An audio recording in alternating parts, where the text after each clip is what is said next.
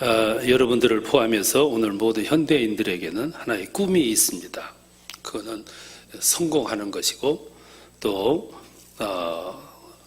미래에 아주 훌륭하게 꿈을 이루는 그런 일이 오늘 현대인들의 꿈입니다. 그래서 모든 사람들은 그 꿈을 이루기 위해서 동분서주하고 또 모험도 감행을 합니다. 농촌에 살던 젊은이들은 꿈을 이루기 위해서 도시로 올라갑니다. 도시에 사는 사람들은 또 세계로 넓은 세계로 나아갑니다.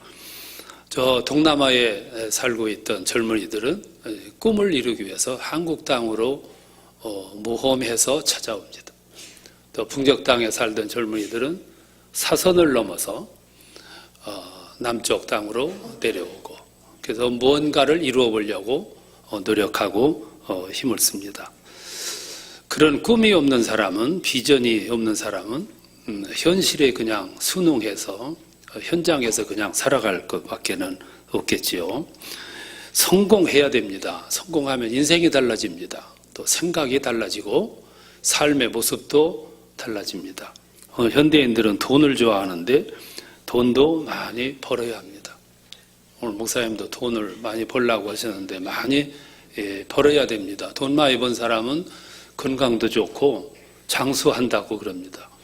좋은 것만 먹어서 그렇고 또 많이 벌어놓은 돈을 놓고 가기가 억울해서 정신을 쓰다 보니까 더 오래 산다 하는 그런 통계도 있습니다. 그래서 사람들은 오늘 모든 것 다 목표가 모아진 것이 성공입니다. 그것을 위해서 모험하고 시간을 투자하고 그것을 위해서 살아가는 그런 삶을 살아갑니다. 그런데 성공에는 두 길이 있습니다. 하나는 사람의 방법으로 이루는 성공이 있고 또 하나는 하나님의 방법으로 이루는 성공이 있습니다. 사람의 방법으로 이루는 성공에는 모든 보이지는 않지만 조금 깊이 들여다보면 수단이 난무하고 편법이 들어갑니다. 그리고 지름길을 택합니다. 원리를 찾으면 돌아가야 되지만 사람들은 좀 더 빠른 길을 찾기 위해서 과정 절차를 무시하고 대부분은 지름길을 택합니다. 그래서 그 성공을 조금 이루는데 빨리 이룰 수는 있지만 이루어진 그 성공이 오래 못 갑니다. 생명이 짧습니다. 무너집니다. 반드시 무너지게 되어 있는 거죠. 최순실이라는 여인이 아마 한때는 성공했다고 생각했을 겁니다. 근데 그 성공을 이루는데 정도를 걷지를 않았기 때문에 이렇게 무너지는데 무너지면 나만 무너지는 게 아니고 공동체 전체에 막대한 피해를 입히고 어려움을 입히고 또 많은 사람들에게 실망감을 안겨주고 무너지게 되는 거죠. 오늘 사람들은 그 여인을 가리켜서 질시도 하고 또 욕도 하고 또 타겟으로 삼아서 얘기하지만 누구든지 그 자리에 있으면 그렇게 될 수가 있습니다. 모든 사람들은 그렇게 살아가는 방법을 선택을 하고 좋아합니다. 오히려 그 자리에 있으면 더 했을 사람들도 있습니다. 밝혀지지 않아서 그렇지 오늘 많은 사람들은 그런 자리에 앉기만 하면 그런 과오를 범하게 됩니다. 여러분들은 그런 자리에 앉지 않기를 위해서 기도해야 됩니다. 그 자리에 앉게 되면 시험 들게 되어 있는 거죠. 그래서 사람들은 성공했다 싶은데 보면 전부 그 내용을 들여다보면 편법이 들어있고 그리고 거기에는 수단이 들어있습니다. 그래서 장고하게 생명이 길지를 않아요. 30년 전에 우리나라 100대 기업이 오늘 30년이 지난 오늘 살아남아 있는 기업은 20여 개밖에 안 된다고 그럽니다. 다 무너졌습니다. 조금 일어나는가 하면 그 성공이 금방 무너져 버립니다.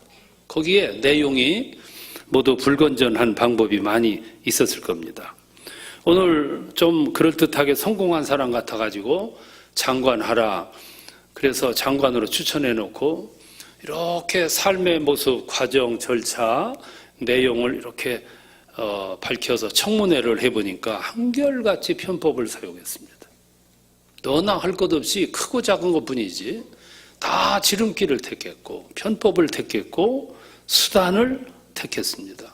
그러니까 그 삶이 겉에서 볼 적에는 멀쩡하고 보이지만 조금 깊이 들여다보면 얼룩져 있는 거죠.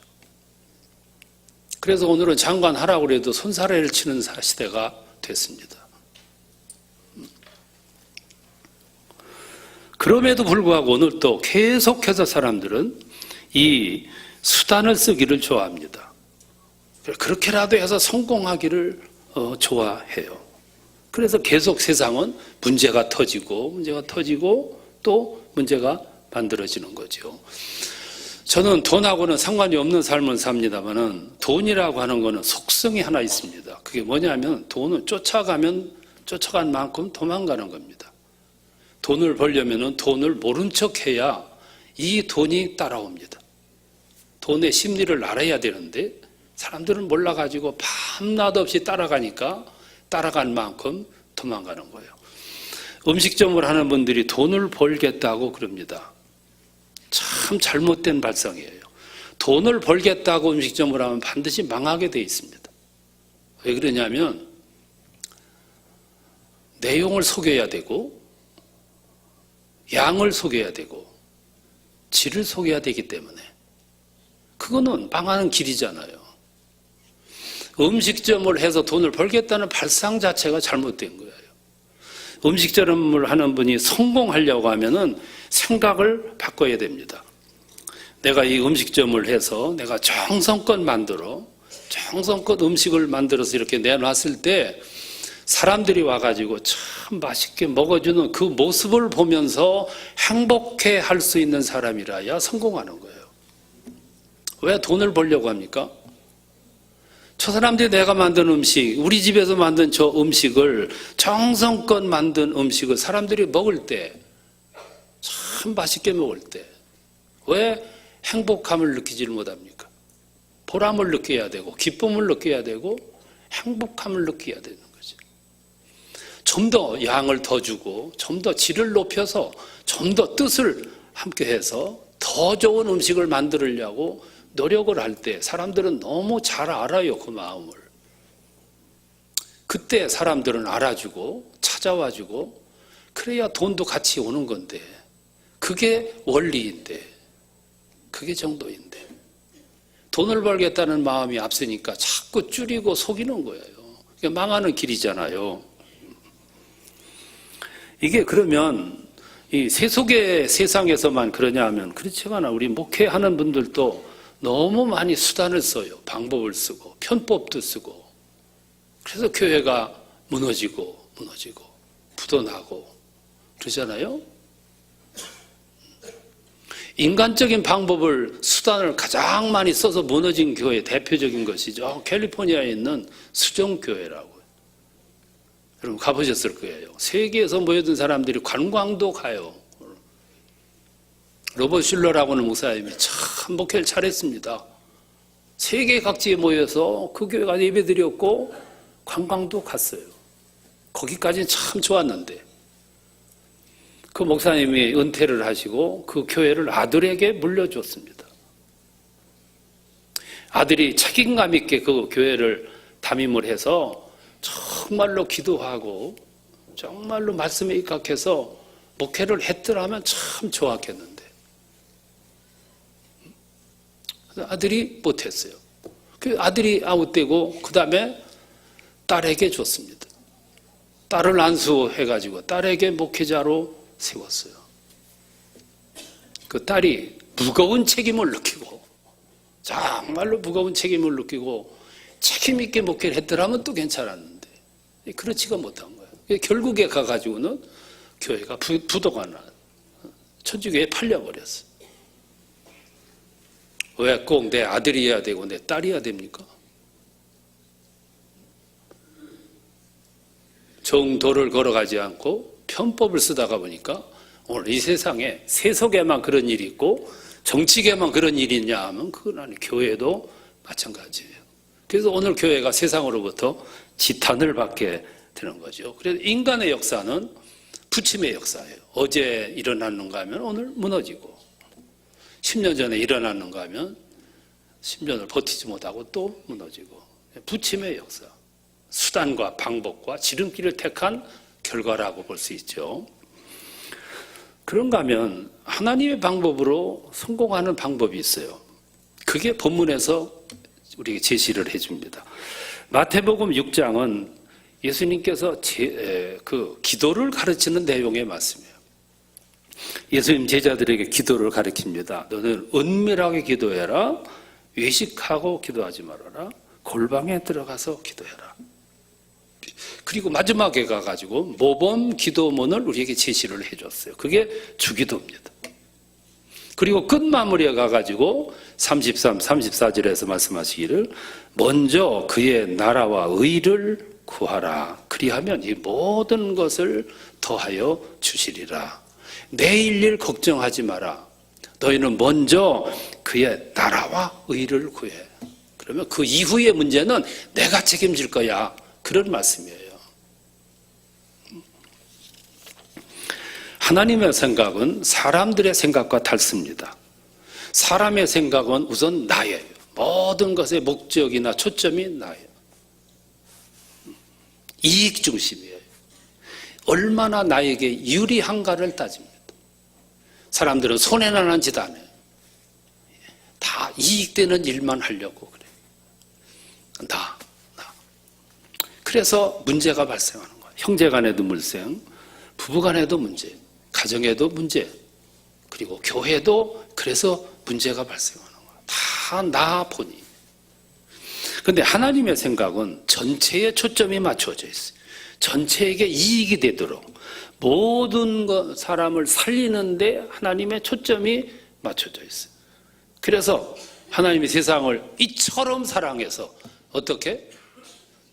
독생자를 주시기까지 사랑하신 거예요. 그게 하나님의 사랑.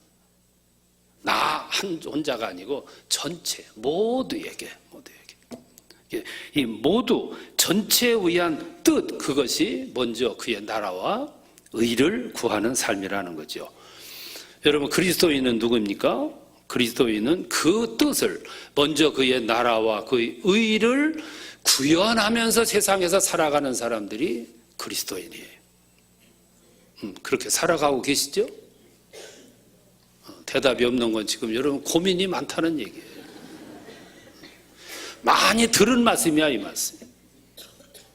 마태복음 6장 33절은 너무 많이 들은 말씀이에요. 듣긴 들었는데 우리의 삶에 그대로 구현은 안 됐어요. 그래서 딱 찔러서 물으면 대답을 못 하는 거예요. 근데 고민이 많은 거죠. 그러면 먼저 그의 나라와 그의 의를 구하는 삶의 형태는 어떤 것인가? 한 서너 가지만 말씀드리려고 그래요. 그 하나는 내 삶을 결정짓고 결단하고 판단할 때 모든 판단, 결단의 기준이 하나님께 얼마나 이득이 되냐, 이익이 되냐를 따지는 삶이에요. 이것이 그 나라와 의를 구하는 삶이에요. 나의 미래를 계획할 때, 오늘 현실의 문제를 결단할 때 이것이 하나님의 뜻에 얼마나 부합하냐 하는 걸 먼저 따져보라는 거죠. 여러분이 무슨 일을 시작할 때 고민을 하게 돼요. 이걸 하면은 돈을 얼마나 벌까? 얼마나 성공할까? 이걸 먼저 계획을 해요. 대학에 입시할 때 무슨 과를 택할 것인가? 이 과를 선택하면 앞으로 장래에 유리할 건가? 장래 전망이 있는가? 사람들은 먼저 그거부터 따져요. 적어도 5년, 10년을 내다보고 그리고 계산을 해봐요. 참 어리석은 생각인 것은 오늘 이 시대의 시간이 얼마나 빠르고 세월이 얼마나 빠르냐면 오늘 이 시대의 5분이 이집트 시대 12년과 맞먹는다고 그래요. 그만큼 돌아요. 대기업에서는 2개년, 3개년 계획을 세울 수가 없을 만큼 세상에 변모를 해요. 오늘 계산해 놓으면 5년, 10년 후에 계산이 딱 맞냐? 맞을 수가 없는 거죠. 문제는 내가 오늘 결단하고 내가 계획하는 미래의 계획 속에 하나님의 뜻이 얼마만큼 들어있냐가 중요한 건데, 하나님에 대한 초점이 얼마만큼 들어있냐가 그게 더 중요한 건데, 우리의 삶에는 그게 도외시 됐다 이 말씀이죠. 얼마나 어려운지 몰라요. 베드로가 고기를 잡아요. 갈릴리에서 고기 잡는 방법은 밤에 잡았습니다. 갈릴리 물은 맑아요. 그들이 던지는 그물은 대부분 세마포로 만들어졌습니다. 색깔이 희었거든요. 낮에 가서 그물을 이렇게 내리면 고기들이 물이 맑은 데다가 그물이 희기 때문에 그물 안으로 들어오지를 않아요. 그래서 밤에 들어갑니다. 밤 10시부터 11시 사이에 주로 고기를 잡습니다. 근데 그날 한 마리도 못 잡았다 그랬어요. 피곤해 지쳤습니다. 아침이 돼서 철수하려고 그럽니다. 그때 예수님이 그곳에 오세요. 깊은 데로 가서 한번 던져보라. 그 말씀 듣자마자 베드로는 순간적으로 계산을 해요. 그 계산의 결과는 불가능입니다. 지금 이 시간에 가서 고기를 잡으면 물이 훤히 보이기 때문에 고기들이 안 들어와요. 지금 고기 잡으면 100% 실패입니다. 계산은 나왔습니다. 근데 베드로가 장차 큰 인물이 될 수 있는 모습을 여기서 말씀을 해요.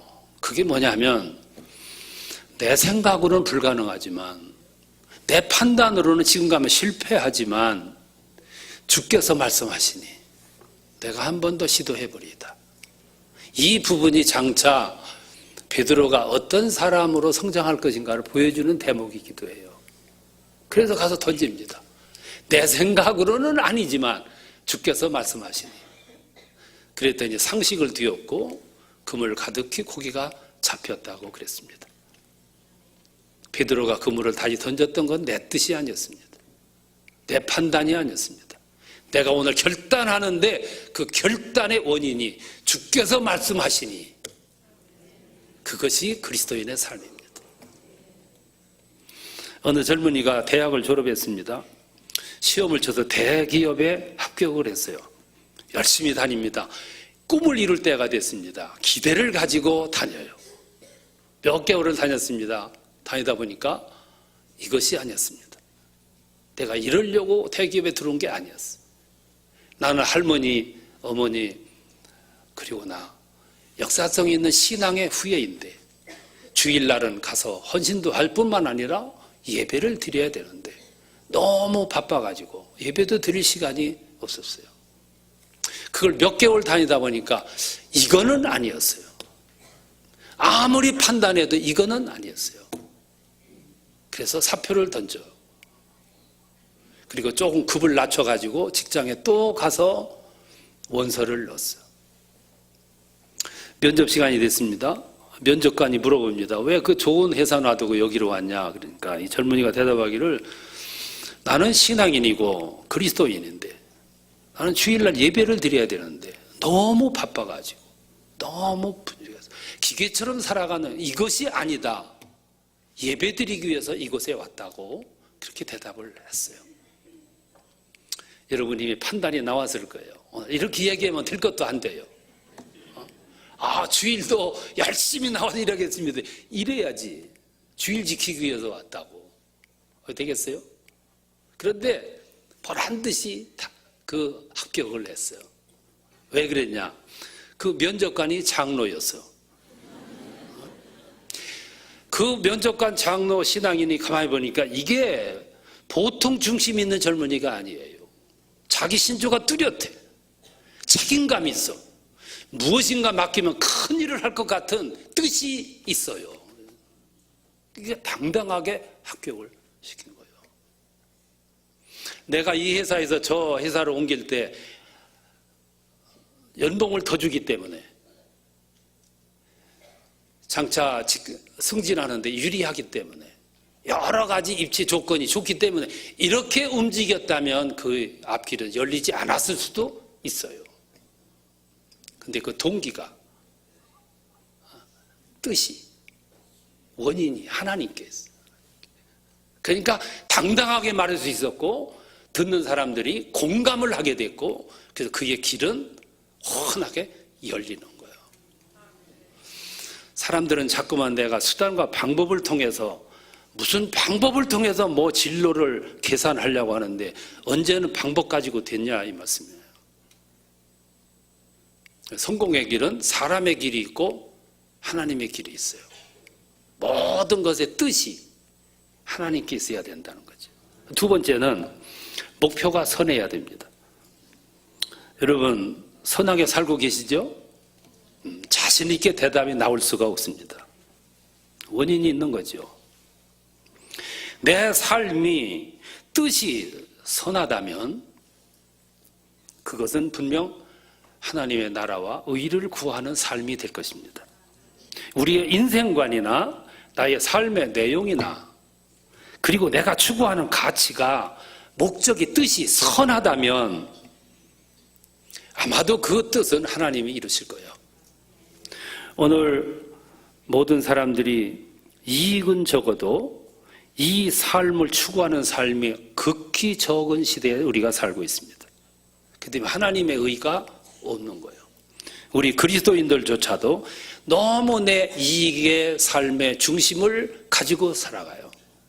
그러니까 미래에 대한 걱정이 많고 근심이 많고 밤잠을 이루지 못하고 걱정하는 것이 얼마나 많습니까?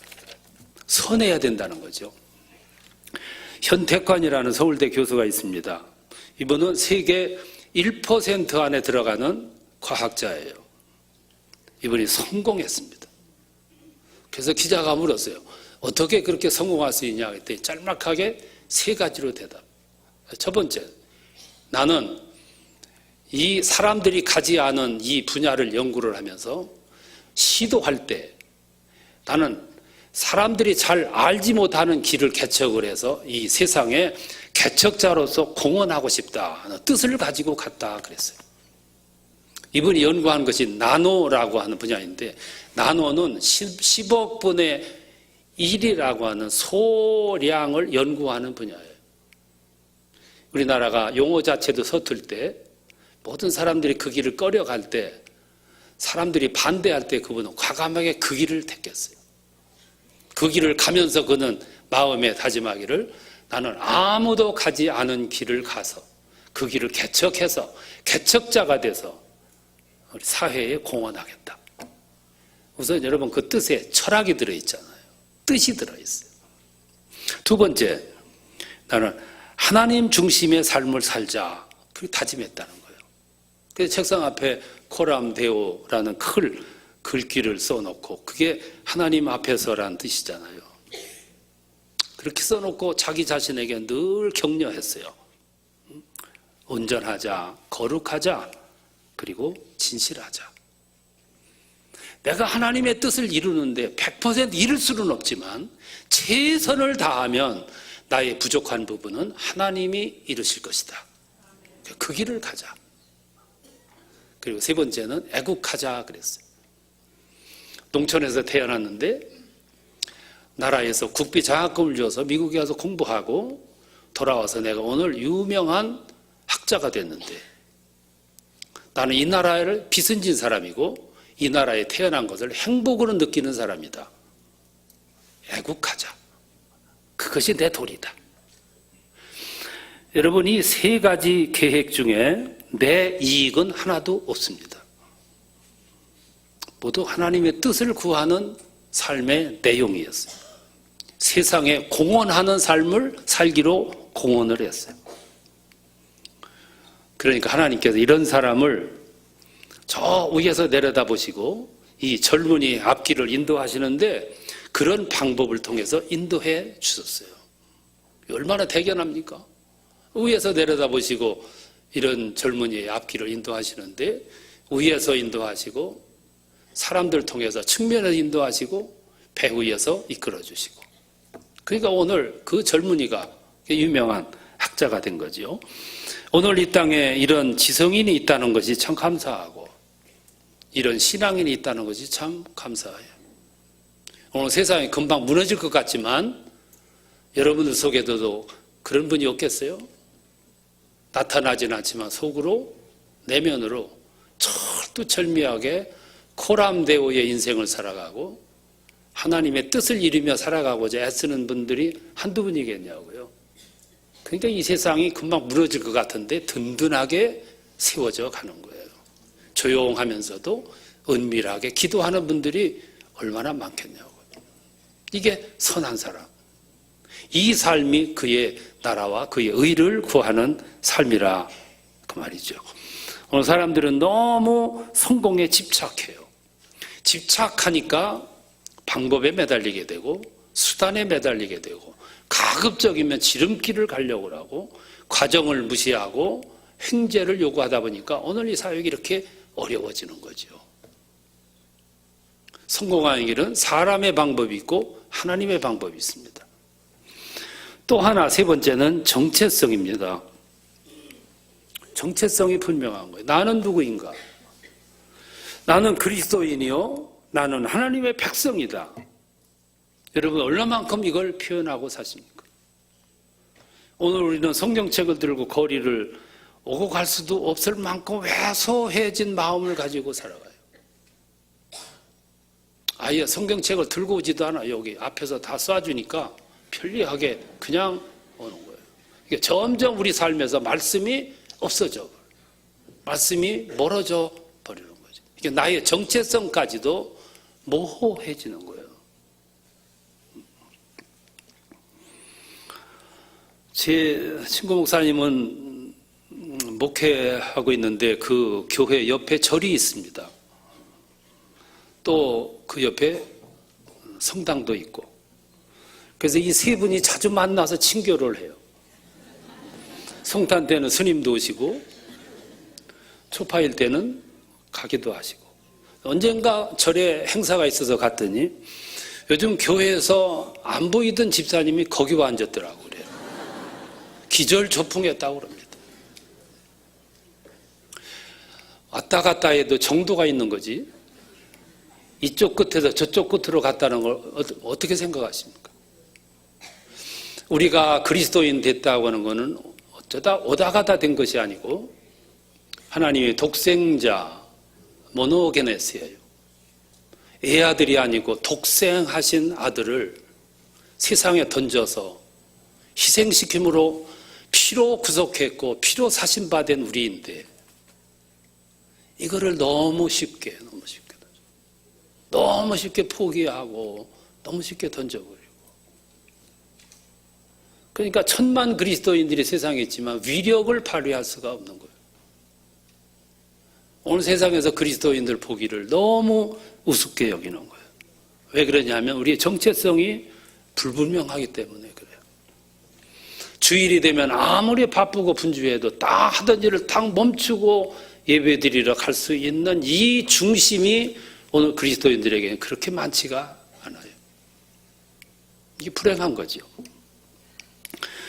이스라엘 사람들은 1988년도 서울 올림픽 때 서울 올림픽에 참여를 했습니다. 안식일 날에 짜여진 모든 경기 일정은 포기했습니다. 안식일 날 짜여진 경기 일정에서 그들은 메달을 딸 수 있는 가능성이 있는 종목까지도 포기했습니다. 왜 포기했냐면 안식일이기 때문에. 800만 밖에 되지 않은 오늘 이스라엘 사람들이 2억이 넘는 해교권 사람들에 둘러싸여 살아도 당당하게 살아갈 수 있는 이유는 거기에 있는 거예요. 소녀들이 병영에 모여가지고 열심히 땀 흘려 훈련받고 있어요. 기자가 물었습니다. 힘들지 않냐고. 근데 소녀가 대답하기를 죽는 것보단 낫습니다. 누가 그들을 건드립니까? 누가 건드려? 이스라엘 사는 사람만 그렇습니까? 저 뉴욕에 가보니까 뉴욕의 브루클린이라고 하는 곳에 안식일만 되면 그렇게 왕래하던 버스가 올 수도 없어요. 유대인들이 사는 공동체 안에 버스가 지나가지를 못해요. 10월 1일이 됐는데 어린아이들이 학교에 가지 않고 공휴일이 됐어요. 오늘이 무슨 공휴일이냐 그러니까 이스라엘의 신년이래. 세계의 도시 뉴욕에서 이스라엘 민족의 소수 민족의 신년 정월 초하루, 이스라엘은 10월 초하루가 정월 초하루잖아요. 근데 그들의 명절을 세계에서 모여든 수많은 민족들이 공휴일로 지정이 돼요. 열흘 있다가 10일 날 또 공휴일이에요. 오늘은 또 무슨 공휴일이냐 그러니까 이스라엘 사람들의 속죄일이래.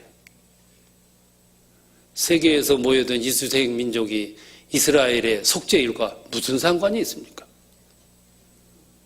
그런데도 세계인들의 관심을 확 잡아가지고 우리들의 날로.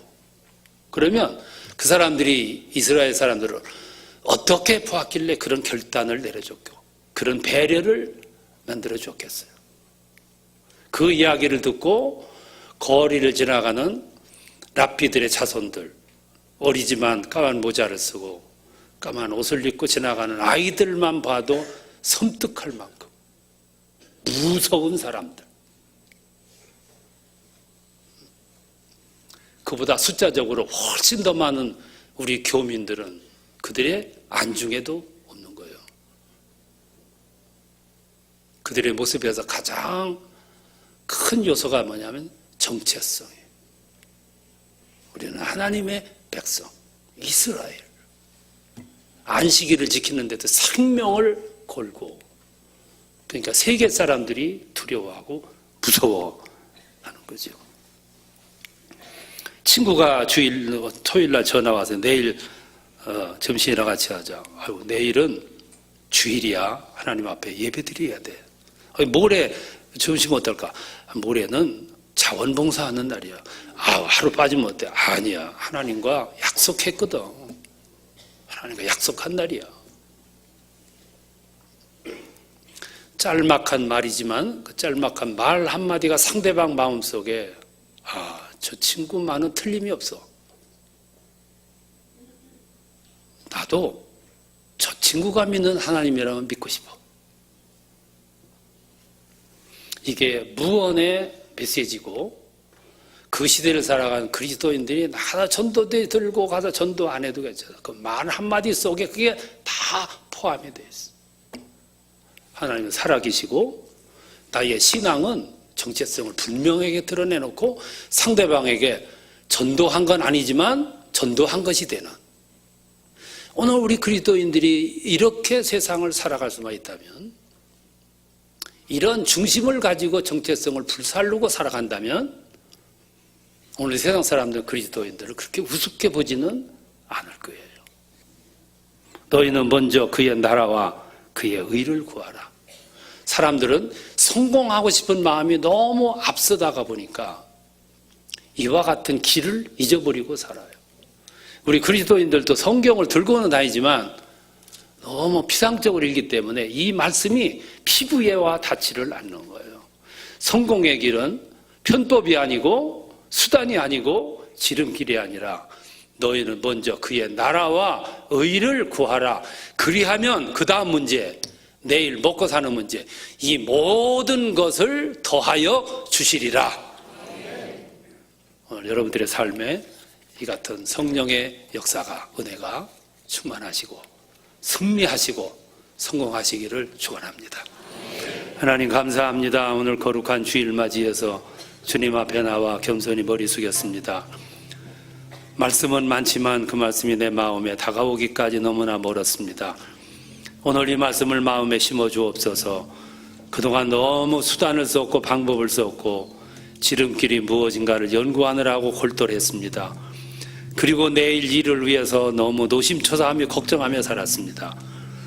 이 모든 것을 내가 더하여 주시리라 분명히 말씀했는데 그 말씀이 잊혀지고 살았습니다.